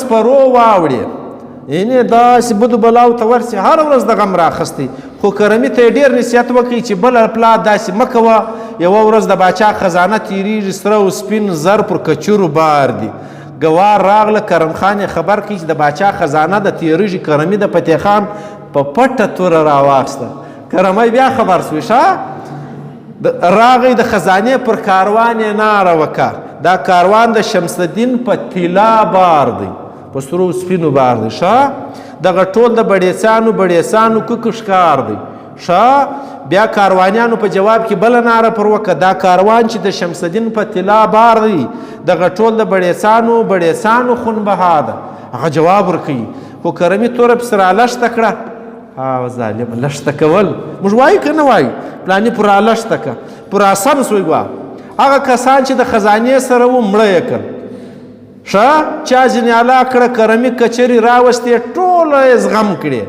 زغمل یعنې یو ځای یې تړل هغه کسان چې د کرمي څخه یې الا کړي ورغله باچا ته یې عرض وکړي چې کچرې او خزانه یې راڅخه وغورځوله او زموږ ټوله سپایان یې مړه کړل خورا بده ورځ د شمس الدین باچا دستي د شپې فوج جوړ کړي ورته راوایستاوی په دغه شپه پر دغه د فتح خان پر کلا شاوخوا سپینې خیمې ودرېدې. سهار سو بیبي رابعه په مکڼ کې شاوخوا ګوري چې ناببره سترګې پر دې خیمو ومشتې.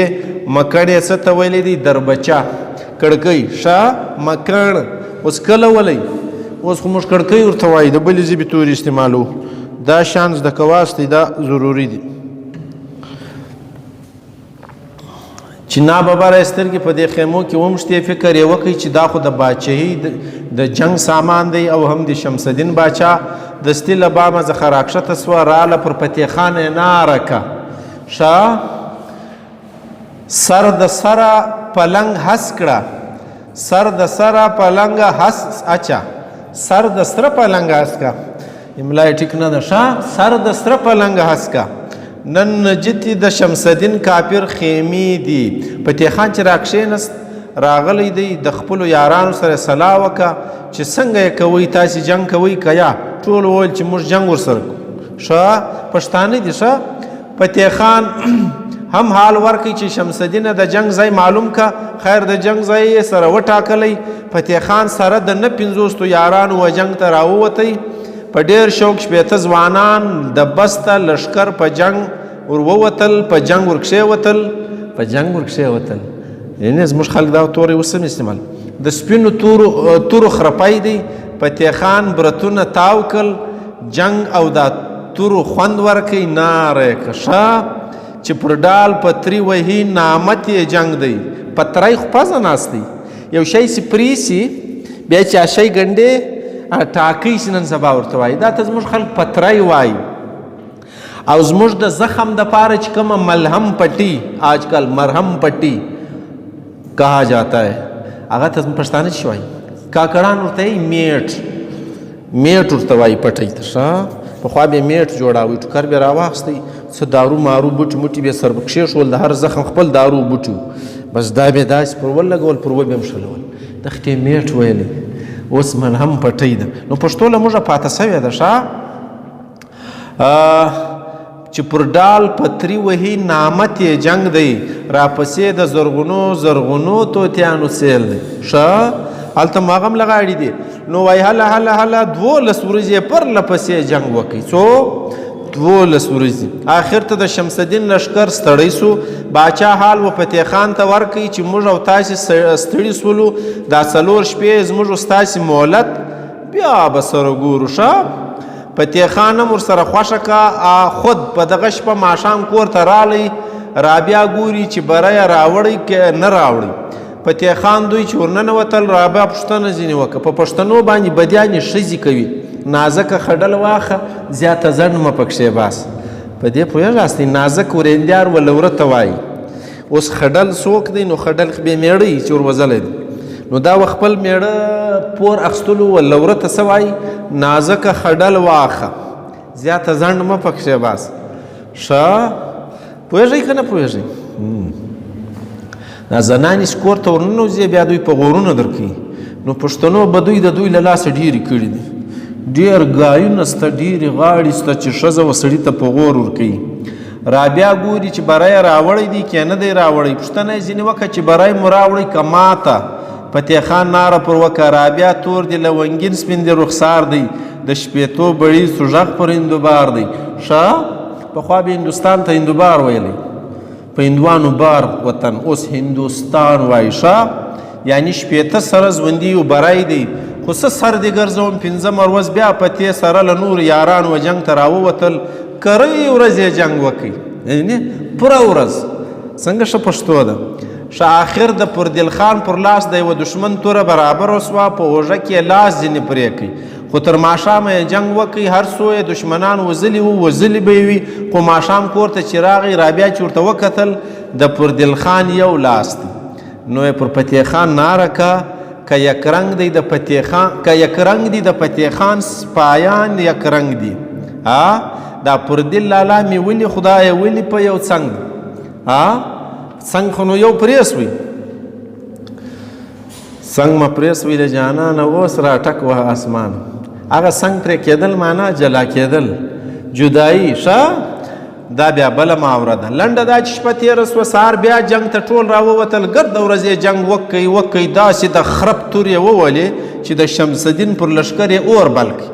مګر پردیل خان په یوه لاس ضعیف سوی و، خو بیا هم ټپي و. پردیل خان کرمی په شا پورې ټینګ وتاړئ، آس یې په ځان پسې شاتوری تناو کړي، یعنې له ځانه سره یې وتاړ. ماښام کور ته راغل، رابیا چې د خپل ورور آس ولیدی نو یې ناره کړه ښه کرمی خو نو غم راړي ښه خدای دې خیر کې فتح خانه کرم خانه پردل نیلي کوتل را معلومیږي. خیر ماښام د پردیل خان یې کښته کوي، ټوله کښته سول. یو ګړی چې وسو پردیل خان په عذاب سو، خو لنډه دا چې په دغه شپه شهید سو، خدای دې وبخښي.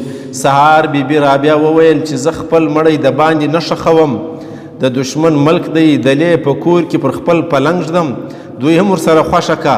نو یې د پردیل خان نس سري کوي، شیان یې ځینې وکښل، پاک یې پرېمینځلی، نس یې د لونګو ورډک کوي، په خپل پلنګ یې کښېښوئ. ښه په انسان کې دننه خپل اموشتي ستربې ورته وایي، ستربې بوی کوي، چې ستربې چې وکاږې لونګ کې واچي بیا بوی نه کوي. تا په دا شان خبرې یاست نه یاست کولی. پخوا بس مسافر و، مسافر سړی چې به مړ سو فرض یې کله دا ځای په پښو تللی دی کعبې شریف نه، او نیت یې دا دی چې ما به بیرته خپل کلي له وړئ، له هغه سړی به بیا دا ستربې ګردې کښلې لونګ به کېږدل ښه لونګ یې کېږدل، اومان یې کېږدل، بیا بې راړلی، بیا نه خرابېدی. سمه ده. نو دا روایت ډېر زوړ دی، دا دی په نقل کې هم شته. او بیا د ایرامي مصر د لوی د بلا باچان نه دي، دا تر اوسه پورې هغه رنګه پراته دي. نو دا د سرمن سې د خالي اوچه سوې ده، ختمه سوې نه ده. نو 50,000 کاله مخکې له دوی سره کمې مصالحې وې چې به لګولې. دا دغه بوټي دي، د دغو بوټو استعمال دا دونې ماهرین ول چې دا یې لګولي دي. نن هم ساینس ورته حیران دی چې ته یو سړی محفوظه کوې 50,000 کاله او په ده هېڅ نه کېږي. دا ته دوی په دې حیران دي، عجوبې ځکه دي، دا عجب خلک تېر سوي دي. نو د پښتنو هم دا رواج او دستور نه صرف د پښتنو نه وي بلکې د ډېرو خلکو وي، دا رواج او روایت و. ځینې خلکو خو به چیرې مړی وسو هلته بیا سړی پټ کړي ښه معلومېدی به نه بس کومه هدره په مخه ورله. ځینو بیا دا رواج وي چې ما به د خپلارو نیکه هدرې ته رسوي، هغه نو اوس فرض یې که له دا ځای اوس ته کندهار له په پښو ځه، نو دا خو 4-5 میاشتې لګېږي. پخوانی دور دی، کډې به په آسانو پر دغه کېدې وینې، کاروانونه به سوکت دوه رنګه خو به نه وو چې سهار روان شي غرمه ور ورسېږي. نو دا وخت لګېدی. نو دلته د مړی له غاړې دی، مړی خو بوی کوي، نو بیا سربې ځي وکښې ښه سربې بیا هلته پټې کړې، نور بیا راواخست، شال یې پر راوغوړاوئ. دلته شمس الدین باچا فکر وکړي چې څه به کوم لښکر یې پایماله کوي، خو منصبداران یې راټول کړل چې د دې پای به څه وي. دوی ورته وویل چې بله چاره نه لرو بې له دې چې ته مرکه ور واستوه، راسه سوله را سره وکړه، هر څه چې غواړئ هغه شرط کښېږدئ، زه یې قبلوم. هر کله چې دوی ټوله راغل دستي به موږ لاسونه د ټولو وتړو، ځکه فتح خان داسې سړی دی چې هسې برتونه یې څوک وویني غړي یې ښویېږي ښه او ظاهره یې چې وي څنګه تورې دي کې وایي چې رښتیا د فتح خان داسې غټ لکه د زمري شک برتونه ول چې په هسې لیدو یې د سړي زړه لوېدل ماورې استعمالیږي او لوامه څخه به یې نفس وختئ. له همدې له امله خپل بریتونه د سرو زرو په شپېلي کې اچولي وو، بل وخت به یې شپېلی نه ځینې کښله څو د جنګ میدان ته چې به ورګډ سو، نو شمس الدین باچا به مرکه ورته راواستوله چې زما در سره قسم دی راسئ چې سوله سره وکړو، هر څه چې غواړئ زه به یې درکړم. مرکه چې راغله دا یې ورته وویل، فتح خان ویل ښه دی تاسې ورځئ، موږ به سبا درسو. مرکه ولاړه، کرمي و فتح خان ته وویل چې زما نه ده خوښه، زه سلا نه در کوم. کرمی بیا هم د کار سړی دی، هغو نیت خراب دی. فتح خان ویل چې یا زه ورځم. کرمي ویل ښه دی چې ورځې نو یارانو را سره وویشه، نیمه ته در سره بوځه، نیمه د دلې له ما سره یي. فتح خان ویل ښه دی. یاران چې سره ووشل، فتح خان سره له خپلو ملګرو ورئیسو. چې فتح خان رهي کېده، کرمي ناره پر وکړه، کرمی بیا میدان ته راغلی ښه. فتح خان باور مه کړه د مغول په کلامونه، د مغول اول کلام پسې تیپونه چمونه در سره کوي، تپ در سره کوي ښه تیپونه موږ عام وایو، دا اوس نسته، دا توري ختم سوي دي. فتح خان سره له خپلو ملګرو راغلی، باچا ورته وویل که رښتیا سولې ته راغلي یاست نو د جنګ اسباب کښېږدئ. فتح خان دوی د جنګ اسباب کښېښو، چې نږدې رالو باچا دستي پر سپایانو حکم وکړي او ناره یې که لاس یې وتړئ ځوانانو نوکرانو. ښه څوک دی؟ اچھا بس ګس یې بنده که نه رهېږه بانس نه بجېږي بانس ترې. ښه لاس یې وتړئ ځوانانو نوکرانو، فتح خان د باچاهانو ګناهګار دی. ښه سپایان چې پر راوغورځېدل د ټولو لاسونه یې وتړل. دلته فتح خان ناره که کرم خان چې تا ویل هغه بیا وسو، سره مغول خو مې د لاس پر لګېده سو. هلته کرم خان هوښیاري کړې وه، سم په فتح خان دوی پسې سره له نورو ملګرو راوتلی و چې په دښمن باور نسته. ښه دلته چې راورسېدی که ګوري چې د فتح خان دوی لاسونه یې ورتړلي دي، نو پر مغولو ناره که اوس به جوړ کړم د مغولو پر سر څلي چې تړلی فتح خان نازک لاسونه. ښه خو ټولو په مغولو پسې تورې رالښته کړې. رالښته څنګه پښتو ده؟ داسې چړې په ګډ کوي چې ګرد یې مړه کړل، او هغه په ځغاسته چې ځان خلاصولی سو هغو تاخ کړل، ځینې ولاړل. کرم خان د خپلو یارانو لاسونه ورخلاص کړل، کور ته سره رارهي سول. رالو ماښام فتح خان وویل چې اوس خو یې نو نه پسې پرېږدو، اوس به پوره خو پښتانه دي سره یو ځای سو یا ګرده مړه نه سو یا پوره بری یو نه سو، ځکه چې دا منافقان دي. داسې بې وفایي وکړه چې پر کولو قسم نه ودرېدل. لنډه دا چې پس له دغه هره ورځ جنګ ته ورتلل، جنګ یې کاوی او یو دوه به له دوی څخه ټپي کېدل، هغه به یې کور ته راوړل. وایي چې په جنګ کې د فتح خان د یارانو څخه یو نه دی مړ، هره ورځ به یو ټپي کېدی، هغه به یې کور ته راوړلی. کور به مړ سو نو به یې نس ورڅیرې کوي، د لونګو او نورو جاذبه شیانو څخه به یې ورډک کوي، نو به یې پر خپل شخصي پلنګ کښېښوئ، شال به یې پر وغوړاوئ، هغه به وچ سو، ورستېدی به نه. کمال دی که نه دی؟ ګوره په نقل کې راغلي دا شان، او دا عام کیسه ده، دا مطالعه وکاست، دا پخوا کېدل. ښه په انسان کې دننه چې کم شیان خرابېږي هغه دوی وکاږي. لنډه دا چې ټول په دغه ډول شهیدان سول، یو فتح خان او کریم خان او څو نور کسان پاته سول. فتح خان ماښام و کرم خان ته وویل چې سبا به داسې د خرپ جنګ کوو چې یا به مړه سو یا به سوبه او بری یوسو. د خرپ جنګ پښتانه خو جنګونه کوي.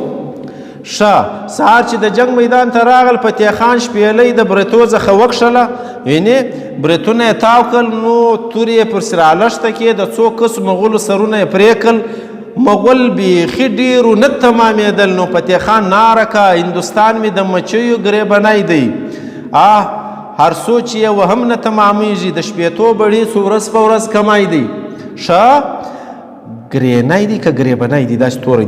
لنډه ده د شپېتو بړي څو ورځ په ورځ کمای دی، یعنې دا متل دی که نه دی؟ اوس سر به خلاصېږي دوی څنګه کمېدل؟ نو دا پوره کیسه تاسو ته معلومه سوه. لنډه دا چې یو کمېدی ټول شهیدان سو، پر هماغه ډول یې په خپلو پلنګو کښېښول، یوازې فتح خان او کرم خان پاته سو. پر دې بله ورځ یوازې فتح خان و کرمی و جنګ ته راووتل. جنګ ته یې پیل ورکړي، خو مغول ډېر سو، پر کرم خان راټول سو. کرم خان یې ووه، زخمي او ټپي یې کوي. کرم خان چې ووه د ناره پر وکا، که وخورئ دا د سر کسې مو وخورئ. ښه که ما مړ کوي دا زما بادار ژوندی دی، یعنی که زه وولم بادار مې ژوندی دی، په سرو به مو مځکه ډکه کي. خدای ولوېدی. دلته فتح خان ناره که افرین کې پر دا هسې نوکر باندې ځان یې واچاو د دې بادار د وړاندې. خو فتح خان په یوه سر د تورې زور ښکاره کوي چې کرم خان راڅخه پاته نسي، خو مغول یې د تورې په زور سره ټیټ توپرک کړل او کرم خان یې په شا پسې وتاړئ، کور ته یې راړئ. کمال دی که نه دی؟ مري واصل راوړی دی، د کام د کتو نه دی. واصل کودیزی د دخبوري بازار په 1881 کې چې له انګریز سره د دغه سیمې پښتنو جنګ کړی دی، د شاهجهان ژوبي په مسرۍ کې. نو دا خلک دلته د بوبلي د بغاوي پر ویاله باندې جنګېدلي دي. انګریز توپ استعمال کړی دی، 40-50 پښتانه دي، نور انګریز په توپ باندې ډېر پښتانه مړه کړل. په دا کې واصل چې دا زخمی سو، دا دوی له ځانه سره جوړي. واصل په دیر غازي خان کې مړ سو. ښه نو دیر غازي خان چیرې د بورۍ چیرې دی؟ بیا د دا ځای خلک پسې لاړو، دا سړی په پښو راړئ، مړی اوس غاړه واورئ. مري واصل راوړی دی، د کام د کتو نه دی. سر په خلاص وي. مری چې وي د واصل کودیزي خپلوانو څخه وي، هغه هم کودیزی وي، نوم یې مری وي. هغه پسې لاړئ، سره له ملګرو په پښو یې دا جنازه راړه، په لار یې بیا دا جنازې بوی کړی وي چا کتلی نسو نو څو شپې به په لارې سوي اوس غاړه څه وایي مري واصل راوړی دی د کام د کتو نه دی نو چا ونه کاتی بیا یې دلې خاورو ته سپارلی دی دا روایت دا اوس 1.5 سل کاله مخکې لیم و په هغه ډول یې پر خپل پالنګ کښېښ وی ماښام یې ورابعت د ورته ناست دی خو بیده سو سهار فتح خان ستړی دی ویده دی چې بیبي رابعه باندې پوښتنې جوش او د ملیت جذبې غلبه وکړه نو یې پر فتح خان ناره وکړه بیا ترورۍ لګیا سوه ښه اوس ورته ګورئ سر د سره پلنګه هسکه فتح خانه رابعه ګلې پونده ورته کړه سپره سوه یعنی چې یاران خو ټوله مړه سو نو موږ به څه کوو چې ژوندي یو درځه چې جنګ ته در سره ولاړ شو فتح خان چورت وولی چې رابعه خو بله ناره غواړي سر د سره پلنګه هسکه فتح خانه رابعه ګلې پونده ورته کړه سپره سوه یعنی زه دا یم ولاړم اوس نو زه جنګ کوم راځه راپسې ښځې جنګ کوي ښه که په میوند کې شهید نه سوې زما لاله یې بې ننګۍ له دې ساتینه د میوند په جنګ کې ښځې جنګېدلي دي ښه وایي ټوټې په تورو راسې دا هم د دغه جنګ ټپه ده د بې ننګۍ اول دې مه راځه میینه داسې ټوکړې ټوکړې ټیک یې که چا ولس بې ننګي یې کړې ده بیا بد کار دی بې ننګي مه نه کوئ فتح خان دستي ملا وتړله او توره یې راواخیسته رابعه فکر وکړي چې فتح خان یوازې دی دا دی څه بد کار وکړي چې جنګ ته یوازې روان سوې پښیمانه سوه ناره یې که زه عورته ملامته لویه خدایه و جلو ته دې ولاړه یم رویداره یعنی یوازې یې مه ځه فتح خان ناره که تتی د ګوارو څانګې تتی یا می خور یا می مور یې څو یې نه کړم پر دا سپینه سینه پڅي دا د دوی تورې نه دي دا چې زه دلته نه وخورم له تا سره یو تعلق نه کوم خو را رئیس سو تر یو ځای چې راغی بیا یې ناره که شکه رابعه انجل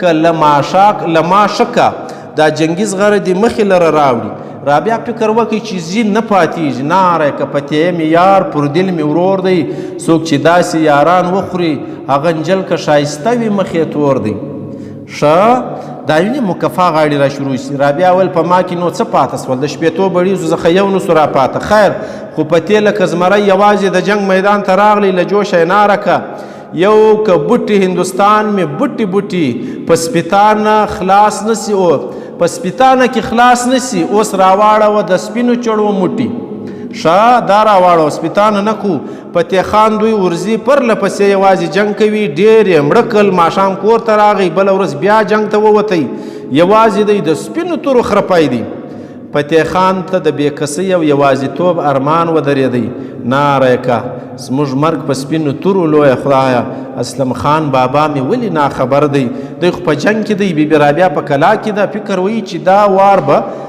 فتح وکړي که یې نه وکړه نو یې ناره که د فتح کورنګه نال به دې زرین کم که دې دا وار پته راوئ زما امیل به ستا د غاړې له ونګین کم یعنې معصوم دې خوند ورکړي په برتو کې وخندل ښه اوس نو نه خبر چې معصومه مې مت کوي که نه کوي فتح خان ماښام کور ته راغی بیبي رابعه ولاړه سوه شاوخوا پر وګرځېده خپل امیل یې د غاړې څخه ور وکړش فتح د نیلي په غاړه کې یې واچاو نیلی چې ته وایي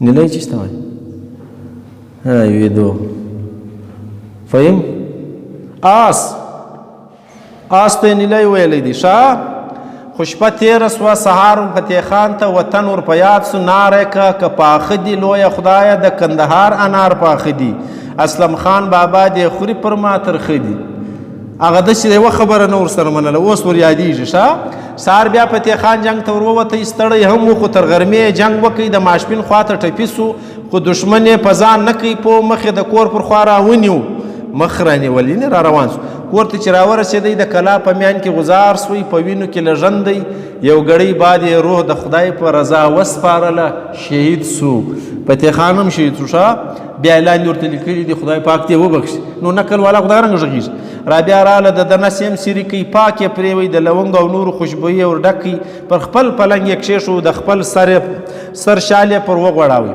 نو یې شمس الدین ته حال ور واستاوي چې راسه اوس نو نارینه زمریان مو ټوله شهیدان سو موږ کونډې او یتیمان پاته سو شمس الدین باچا راغی چې کلا ته ورننوتی ورغی هر یو پر پلنګ لکه نر زمری بیده ولید ګرد پراته دي ښه ډېر افسوس یې وکړي چې د فتح خان پلنګ ته راغی شالې ځینې پورته کوي که ګوري په مړني د سړي روز ځینې الوزي بریتونه یې د سرو زرو په شپېلۍ کې نیولي دي ډېر یې خوښ سو نو د افسوس پر ډول ناره که باچا ناره کوي ښه فتح بریتي د سرو زرو په شپېلۍ کې ته لایق د مرګي نه وې فتح خانه ته لایق وې د ډیلي د باچایي وروسته یې بیبي رابعه ته د هغه وطن چې مغل کوټ یا امان کوټ ورته وایي ور وبخښلی دلته بیبي رابعه ناره وکړه مغل کوټ یې چا ته ورکړي و دغه ښځو ته ښه دا تاریخ دی مغل کوټ به چا ورکړی و یتیمانو ته د هم د فتح خان د تورې چوټ دی شمس الدین باچا ولاړی بیبي رابعه هلته خپل شهیدان ټول ښخ کړل هدیره یې پر جوړه کړه او د دوی نجونې او هلکان یو د بله سره یې په نکاح کړل خپل ژوند یې کاوه او بس نکل ختم سو ښه اوس نو په دې باندې بیا تبصره راغلې ده ګورئ وایي تر هرې نارې وروسته دا نارې خلک کوي رابعه تور دی لونګین سپین د رخسار دی د شپېتو بړې سوژغ پر هندوبار دی ښه دا تر یوې نارې وروسته وایي او دا تر بلې نارې هم وروسته وایي څنګه چې اغاړې کېږي دا هم په ګډه وي کله چې تاسو اتڼ کوئ تاسو د فتح خان بړیس نارې اورېدلې دغه غاړه په هر یوه ګډه وي اما چې څونې اوس غاړې په نقل کې وکړي دا خامخا ورسره تړي دا داسې نه لکه کسر د کسر رنګ ورسره تړل کېږي دا ویل کېږي د خدای شپې ورځې به وي یاران به وي کندې کندهار به ښایسته وي خلک دا نقل خورا په شرنګ کوي نارې خورا اوږدې دي مثلا وایي که دوی دي دوی دي د کلابس دروازې دوی دي پر یوه پتې وځي پر دې بله د مور خدایه د مور سوي نارې دي په پسې چې ونه څې لکه هغوی د هغه زمانې خبرې دي که دوی دي ای لویه خدایه کلابس هو هو هو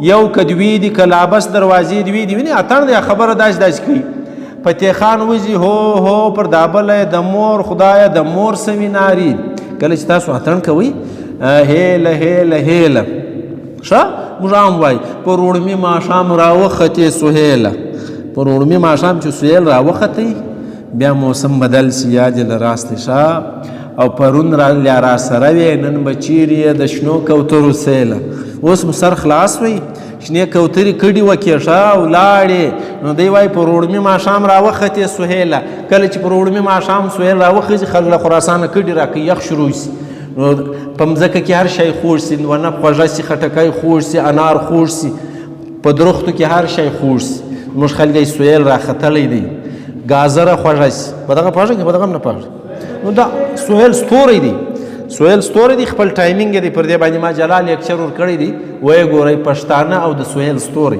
هر شی مې ښوولی دی چې څنګه راخیږي او پښتانه کم حساب ورسره کوي ښه د نارو په مین کې بیا دا خامخا وایي غرض دا چې ټول نقل پر میړانه ولاړ دی د فتح خان بړیسي ضد او د کرمي چمونه او د کرمي میړانه او ضد او دغه رنګه د نورو ملګرو یوه سلا له هر یوه سره یوه ښځه سره ده هغه یې ودا ته نه لکوي زیاتو بیا دا کړی دي چې د بل په کلا ننوتل یاد مو دی نو دا بیا بد اړخ دی په اوس وخت کې لیکن ښه اړخ یې دا دی چې کله پښتو پکې وګورې څونې زاړه زاړه لغتونه مو کې وویل څونې زاړه زاړه روایتونه اوس الکان نه پوهېږي اوس یې الکان نه شي سنجولی یعنې د مړه نس راباسه ته باید دا څه کوي نو څه راباسي چې بیا خراب نسی او دا عام روایت دی دا چې تاسو کتابونه وګورئ پخوا دا ټولو باچانو کړي دي هر چا له خپل لښکره سره دا کار کړی دی ښه دا کارونه دوی پر مخ باندې بیولي دي نو غرض مه دا دی چې نقل واقعي هم زموږ تاریخ دی نقل واقعي هم زموږ سټوریکل بیکګراونډ دی